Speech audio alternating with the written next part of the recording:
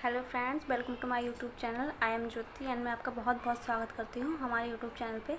चलिए, आज मैं आपको बताने वाली हूँ LIC के बहुत ही अच्छे प्लान के बारे में, जो कि मार्केट में बहुत ज़्यादा चल रहा है, लोगों को बहुत पसंद आता है एंड समझाने में भी बहुत ईजी है। ऐसा कोई टफ नहीं है, आप उसे अच्छे से समझ सकते हैं, औरों को समझा सकते हैं। अगर आप एजेंट हैं, पॉलिसी करते हैं, तो आप औरों को भी अच्छे से समझा सकते हैं। चलिए आगे इस प्लान में बात करती हूँ LIC के प्लान कन्यादान पॉलिसी।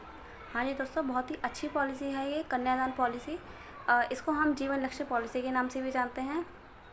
इस पॉलिसी में सबसे ख़ास बात ये है कि ये पॉलिसी जो है आप बच्चों के लिए करवाई जाती है, बच्चों के लिए करते हैं, जो कि फ़ादर के नाम पे की जाती है। यानी कि अगर कोई फ़ादर हैं वो अपने छोटे बच्चों के लिए पॉलिसी लेना चाहते हैं, तो ये बहुत ही अच्छी पॉलिसी है। इसके अलावा मार्केट में एक और पॉलिसी है, सुकन्या पॉलिसी, जिसको कि कन्यादान पॉलिसी से बहुत ज़्यादा कंपेयर किया जाता है। लेकिन उस पॉलिसी में जो सुकन्या में ली जाती थी, उसमें पॉलिसी बच्चे के नाम पे होती थी, लेकिन इसमें कन्यादान पॉलिसी में फ़ादर के नाम पे पॉलिसी दी जाती है। एंड इसमें काफ़ी अच्छे बेनिफिट्स हैं, जो कि मैं आपको इस वीडियो में आगे बताने वाली हूँ। ओके, इस पॉलिसी का टेबल नंबर 936 है, और जैसे कि मैंने आपको बताया कि इस पॉलिसी को जीवन लक्ष्य नाम से भी जानते हैं, तो कंफ्यूज बिल्कुल ही मत होइएगा, क्योंकि दोनों पॉलिसी एक है। चलिए आगे जानते हैं। सबसे पहली बात इस पॉलिसी में ये है कि पहली चीज़ मैंने आपको बताई कि फ़ादर के नाम से ली जाती है एंड बच्चों के एजुकेशन के लिए, मैरिज के लिए, फ्यूचर के लिए आप वो मनी को सेव कर सकते हैं LIC के पास। ओके, सबसे पहली चीज़ इसमें ये है कि आपका पैसा सेव रहता है, सेविंग प्लस प्रोटेक्शन। आपको प्रोटेक्शन मिल रही है, सेविंग मिल रही है इस पॉलिसी में। ओके, इसमें आगे है कि विद बेनिफिट्स, आपको बेनिफिट्स ये मिलता है कि आपको सबसे पहली चीज़ ये है कि जो आपके पैसे होते हैं टैक्स फ्री होते हैं। इसमें आपका जो आपको मनी मिलती है, आपको रिटर्न आता है, वो उस पर कोई भी टैक्स नहीं लगता है, आपको पूरा पैसा वापस मिलता है। ओके, इसके अलावा इसमें अगर बात करें तो आपको ग्रेस पीरियड भी दिया जाता है। अगर मंथली हो गया, monthly, quarterly, half yearly and yearly, half yearly and quarterly पे आपको 30 डेज़ यानी कि 30 दिनों का ग्रेस पीरियड दिया जाता है। ग्रेस पीरियड का मतलब होता है, अगर आपकी पॉलिसी इस महीने जानी थी, आज है 18 तारीख में, अगर 18 तारीख में जाने थे, और अगर आपने 18 नेक्स्ट मंथ अगर पे करते हैं, तो आपकी कोई भी लेट फीस नहीं कटेगी। ओके, तो ये सबसे अच्छी बात होती है पॉलिसी में, ग्रेस पीरियड आपको दिया जाता है। इसके अलावा आप इसमें देखा जाए तो जैसे और पॉलिसीज होती हैं, रेगुलर पॉलिसी पेइंग टर्म होता है, लेकिन इसमें लिमिटेड पीरियड पेइंग टर्म होता है। जितना आपको टर्म की पॉलिसी ली जाती है, उतना पूरा आपको टर्म पे नहीं करना होता है, उसमें आपको छूट दी जाती है। ओके, इसके अलावा जो अगर इसमें देखा जाए, अगर सरेंडर वैल्यू की मैं अगर बात करूं, तो अगर आपने 2 साल का पेमेंट टाइम टू टाइम दिया है, तो आप अपनी पॉलिसी को अगर सरेंडर करवाना चाहते हैं, कोई भी फाइनेंशियल इशू है, अगर आप पॉलिसी नहीं पे कर पा रहे, तो आप पॉलिसी को सरेंडर भी करवा सकते हैं। लेकिन आप एक बात ध्यान में रखिएगा, अगर आप पॉलिसी कभी भी सरेंडर करवाते हैं, तो आपको उस पॉलिसी में हमेशा नुकसान ही होगा। इसलिए जब भी आप पॉलिसी लें तो सोच समझ कर लें, ताकि अगर आप कभी भी पॉलिसी सरेंडर करवाएं तो आपको कम नुकसान हो। चलिए आगे बात करते हैं लोन फैसिलिटी की। आपको इस पॉलिसी में लोन फैसिलिटी भी दी जाती है, अगर आपने टाइम टू टाइम 3 ईयर्स अपना प्रीमियम जमा कराया है, और अगर आप लोन लेना चाहते हैं, तो इस पॉलिसी में आप लोन भी ले सकते हैं।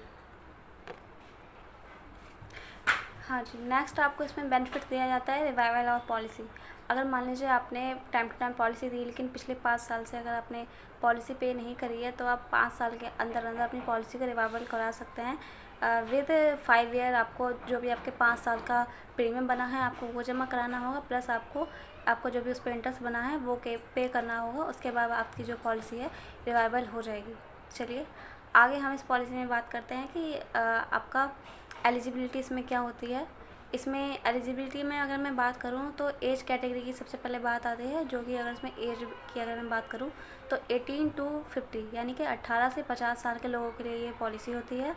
और अगर इसमें मैं मैच्योरिटी की बात करूँ, मैच्योरिटी एज क्या होती है, तो 65 ईयर, 65 साल की स्कीम से इसमें मैच्योरिटी दी जाती है, यानी कि 65 साल में आपकी पॉलिसी मैच्योर हो जाती है। ठीक है, तो आगे मैं आपको बताती हूँ कि पॉलिसी टर्म जो इसमें होता है 13 से 25 साल का होता है, यानी कि आप 13 से 25 साल के बीच की पॉलिसी ले सकते हैं।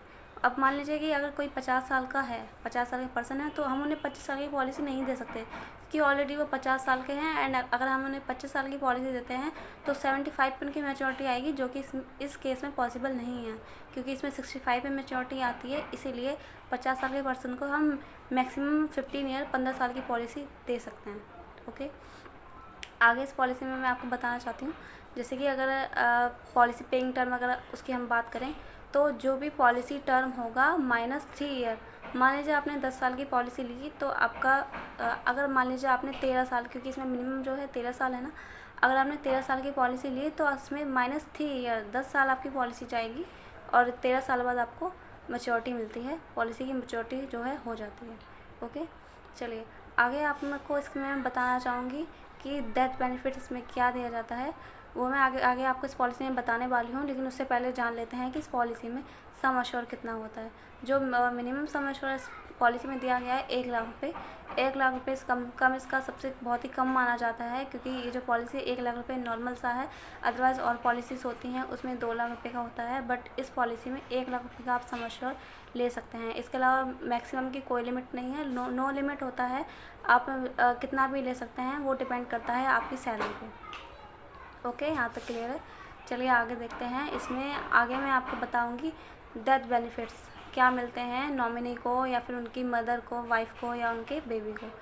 ठीक है, चलिए मान लीजिए कि किसी ने पॉलिसी ली एंड अनफॉर्चुनेटली 2 साल में 3 साल में उनकी डेथ हो जाती है, तो नॉमिनी को या फिर उनके चाइल्ड को क्या मिलता है। ओके, अगर मान लीजिए कि उन्होंने 13 साल की पॉलिसी ली और 5 साल बाद उनकी डेथ हो जाती है, तो ऑन द स्पॉट अगर उन्होंने सम एश्योर्ड 1 लाख रुपये लिया था तो ऑन द स्पॉट उनको 1 लाख रुपये दिया जाएगा। फर्स्ट चीज़ ये हो गई कि ऑन द स्पॉट उनको उनका सम एश्योर्ड जो उनका था वो उनको दिया जाता है। सेकेंडरी इसमें ये हो गया कि जो भी चाइल्ड होता है उसकी एजुकेशन के लिए, उसकी परवरिश के लिए जो भी सम एश्योर्ड होता है उसका 10% पर ईयर LIC उस बच्चे के लिए देती है, ताकि उसकी परवरिश होती रहे, एजुकेशन होती रहे। सेकेंडरी ये हो गया। थर्ड आपको इसमें दिया जाता है कि कोई भी LIC खुद प्रीमियम पे करेगी, उस पर्सन से कोई भी प्रीमियम नहीं लिया जाएगा। प्रीमियम माफ़ होता है इस केस में, LIC paid only this one. Okay, आगे इस पॉलिसी में मैं आपको बताने वाली हूँ कि मैच्योरिटी पे जो भी मैच्योरिटी अमाउंट बनता है वो भी दिया जाता है। तो डेथ केस में 4 बेनिफिट्स आपको मैंने बताए। पहला है कि जो मैच्योरिटी अमाउंट होता है वो तो पूरा मिलता ही है टाइम पे। दूसरा है 5 ईयर बाद डेथ हुई है तो जो भी पर्सन होता है उससे कोई भी प्रीमियम नहीं लिया जाता है, LIC खुद पे करती है। तीसरा हो गया कि उस बच्चे के लिए सम एश्योर्ड का 10% पर ईयर दिया जाता है। एंड चौथा हो गया कि on the spot basic sum assured उस नॉमिनी को, जो भी पर्सन की डेथ हुई है उसके नॉमिनी को दिया जाता है। ओके, तो ये होगा इसके डेथ बेनिफिट्स।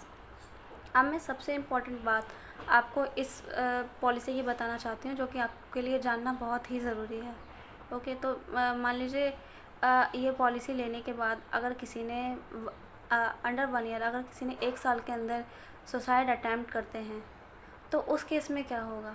अगर किसी ने 1 साल के अंदर सुसाइड अटैम्प्ट किया तो उस डेथ को पॉलिसी मानती है, LIC मानेगी कि ये इन्होंने सोच समझ के ये किया है, तो उस डेथ को नॉर्मल नहीं माना जाएगा और जो भी डेथ बेनिफिट्स होते हैं वो नॉमिनी को नहीं दिए जाएंगे। सबसे बड़ी बात। सेकेंडरी ये है कि अगर 1 साल के बाद, दूसरे साल बाद, तीसरे साल बाद अगर पॉलिसी होल्डर ऐसा कुछ करते हैं, सुसाइड अटैम्प्ट करते हैं, तो डेथ को नॉर्मल डेथ माना जाएगा और जो भी डेथ बेनिफिट्स होते हैं वो पॉलिसी होल्डर के नॉमिनी को दिए जाते हैं। ओके, तो ये थी आज की वीडियो जीवन लक्ष्य, जो कि कन्यादान दोनों पॉलिसी सेम है। इसके ऊपर मैंने आपको बताई, जो भी मुझे बेसिक नॉलेज मैं आपको दे सकती थी वो मैंने आपको दी, और आगे भी मैं इसके ऊपर और भी वीडियो बनाऊंगी। अपनी जो भी मेरी नॉलेज है उसे इंक्रीज़ करूँगी आगे, और भी आपको अच्छी अच्छी वीडियो देखने को मिलेंगी। तो अगर आपको वीडियो अच्छी लगी हो तो लाइक ज़रूर कीजिए, मेरे चैनल को सब्सक्राइब ज़रूर कीजिए, और thank you for watching. Thank you.